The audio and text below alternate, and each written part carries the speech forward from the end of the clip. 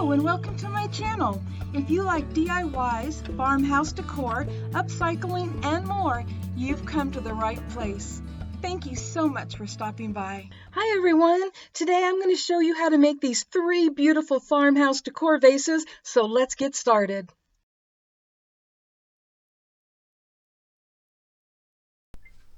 For this project, I'm going to be using this glass jelly jar that is just from Smucker's Jelly, and I really like the shape of the jar. And I am going to be painting that with this home decor chalk paint in white Adirondack. And let me grab everything and get started on that.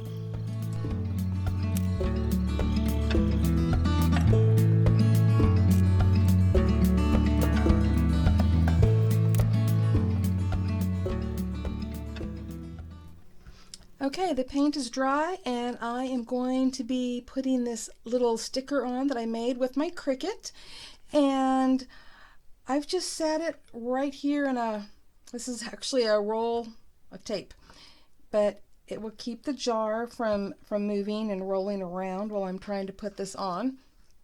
So I'm just going to peel this off and line it up, and I may have to like really have it like right underneath me here to line it up.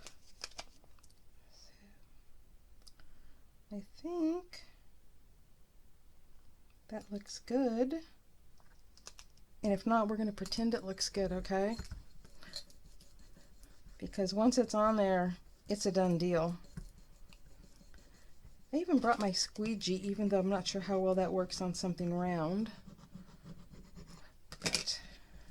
Here we go.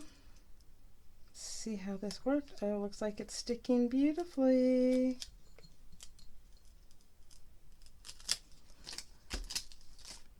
There we go. So, really easy if you do have something like a Cricut. It's so easy to make vinyl stickers for things like this.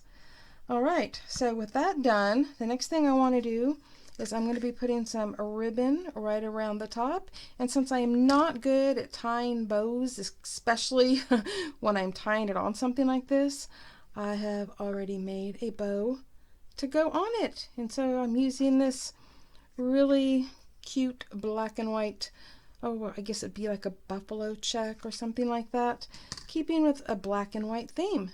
So let me, well, I think I'm going to leave it there. No, yeah, I'll leave it like that.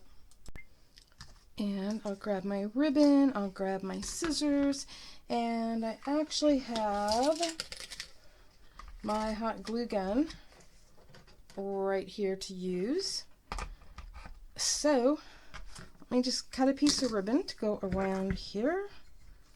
Kind of get an idea. That's about right there, close enough. And I'm actually going to have the ribbon meet in the front, because then I'll be able to hide it with the bow when I put the bow over it. So let's just put a little drop of hot glue right on here. And get the ribbon started right there. And then I'm just going to wrap it around. I'm actually not going to hot glue it all the way around. I think it'll stay on there just fine. And the reason I'm not hot gluing it is, what if I decide to change it? Because anybody that knows me knows that I have problems committing. So it's like I like something, but then what if I want it to be a different color? So got that on there. Pop it right back in here again for a minute so it doesn't go anywhere. And I'm going to try to line this bow up as close to the center as I can. So put a little drop of glue right in there. And let me see which side I want. Yep, there we go. I had it turned around.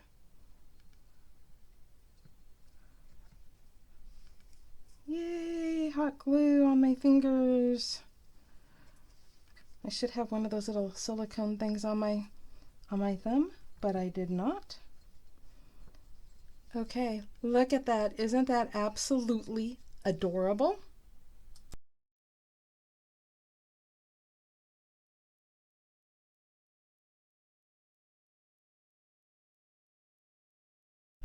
For this Trash to Treasure project, I'm going to be making a country farmhouse vase that can actually be used for things other than flowers if you wanted. And I'm going to be using this piece of trash right here. And I'm going to go outside and give it a couple coats of this flat white paint. And that will cover up all of this so that we don't have to see all of the writing on here. And then I'll come back in and I'll be painting it with this home decor chalk paint in white Adirondack. And that is going to give us what I will call a clean canvas to be working with. So let's go get that painted.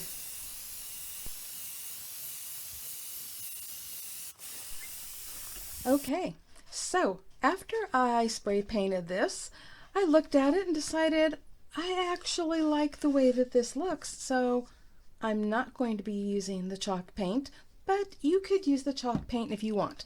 So I gave this 3 coats just to make sure that nothing showed through, and now we are going to be doing a little napkin crafting. So when applying a napkin to something, you only want the top layer, and napkins come with 2 or 3 layers. So I'm going to bring in one that I'm not using because the napkin I showed you actually was given to me without the backing on it. So this has backing, and the deal is, this is really hard to do, but I'm going to try to do it. There we go. Okay, see? So you would want to take off all the layers, whether there's only 1 layer to remove or 2, that's what you would do. But like I said, this one was given to me without any backing on it. The person already took the backing off. So what I'm going to do is grab my scissors, and I'm just going to cut off one of these squares.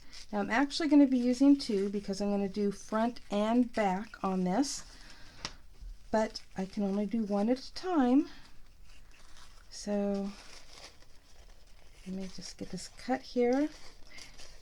And I'm also going to be using a water brush. So it's the same as a paintbrush, only it already has the tube on it, a little thing of water, and so then the water comes out. Now the reason I'm doing that is because I don't want the napkin to have blunt lines, and I like a softer look. So what I'm going to do is I'm just kind of go around it a little bit, and you can see how it got it wet right there, and I'm going to gently tear that, and just kind of do the same thing all the way around, and getting rid of the corners especially, because I wasn't sure at first if I was just going to put this on the front or if I was going to let it, wrap around a little bit. And, I asked my husband because I really trust his judgment and his taste, and he wants it to wrap around the edges. So that is what we're going to do. But I'm just trying to soften this up a little bit first.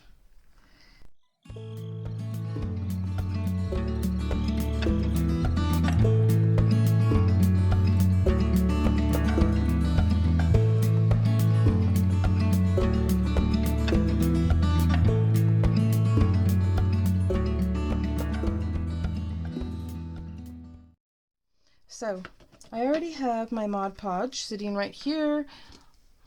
Here it is right here. It's a really large jar though, so I poured it in.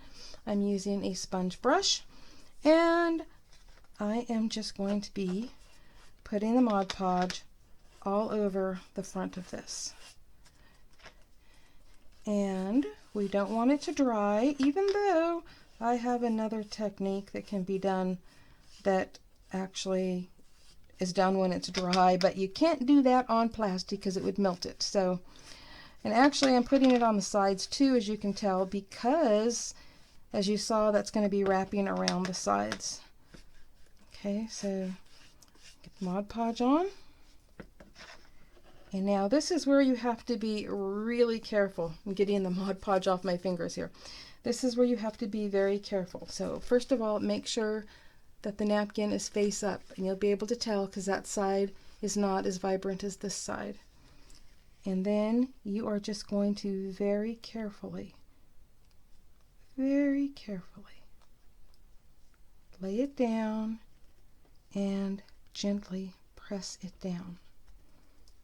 Now, there is another way to do this, and actually hold on one second.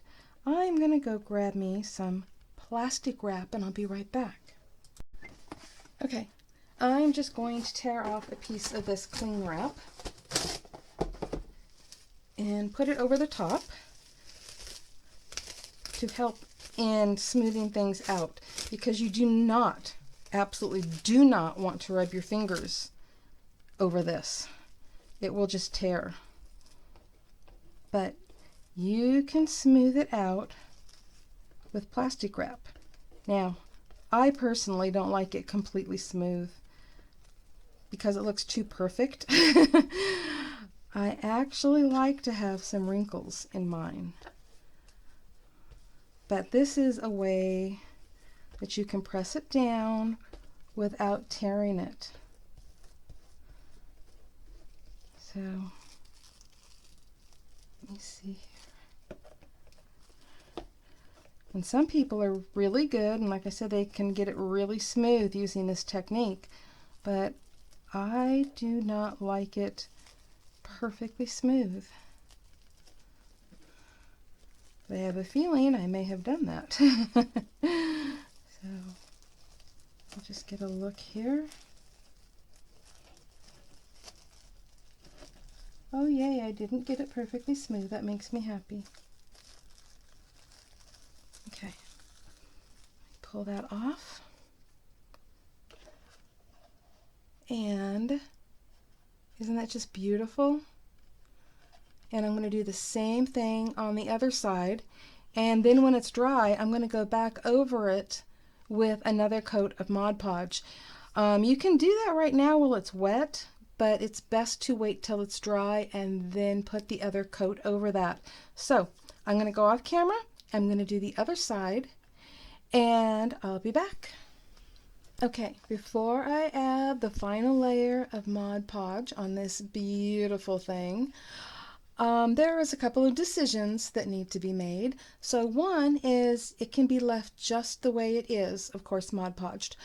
Another option is taking maybe some brown stain or brown paint and just kind of going around the edges, kind of giving it, you know, an older distressed look.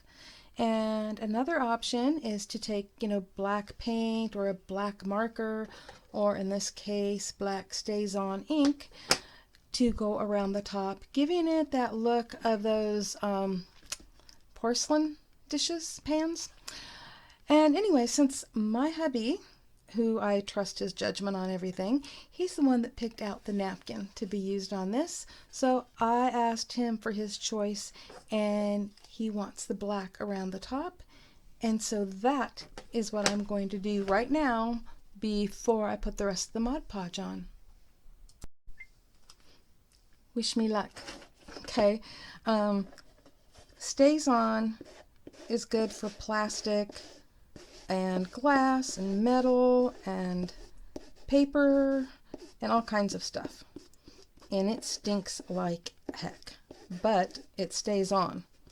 So I'm going to try this first, but if it doesn't do really good coverage, I will probably go over it with black paint. Okay, my hubby and I both agreed that we love the distressed look, so we are going to leave that just the way it is.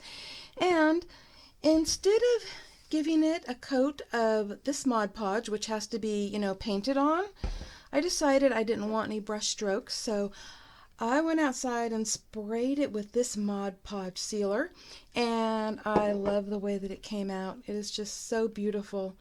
But I also want to point out that if you want a more aged look, Mod Podge also makes this antique matte. So this is another good Mod Podge to use. But now, let me show you some pictures of this.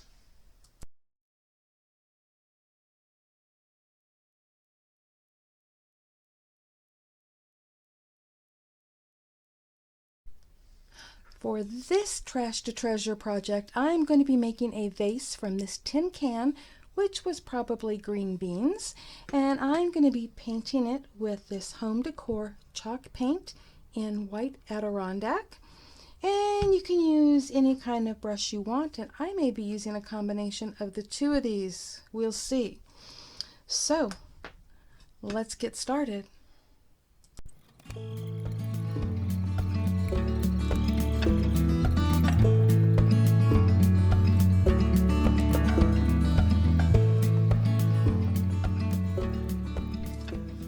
Okay, now that I have this all painted with the chalk paint, I am going to go over it with a little bit of brown paint randomly, just to give it a little bit of a distressed look. And I don't have any brown chalk paint, so I'm actually using, I can't even tip it over because I've opened it already, but it's just a sample of house paint that I have that I use in my crafts a lot. And because I don't want it to sink down into these ridges, I don't want to use a paintbrush. So I'm actually going to be using an acrylic block, which may sound a little strange, but I'm just going to take some of that paint and put it onto the block. And then I'm just going to be tapping it around on here. Oh, look at that, I have to be careful. I had some on my thumb. So the great part is a lot of this isn't even going to show because I'm sticking my fingers in it. Okay, I'm going to make a mess here, but it's not going to show because I'm going to be putting a ribbon around this middle part. But at the same time, the part that is going to show, I definitely wanted to, look at that, I'm making a mess. I definitely wanted to have some of this showing, so just tapping it on there. Now I'm using an acrylic block. You could use anything that's solid, that's not going to squish down, you know, in those lines. Okay, I absolutely love how this turned out, and I almost hate to cover that up, but I am going to cover it up because I'm going to be using a piece of this burlap ribbon that you can pick up at the Dollar Tree, and I'm just going to hot glue it right here like so. So let me grab my hot glue gun, and actually I'm going to put it right on here and just kind of get it somewhat centered.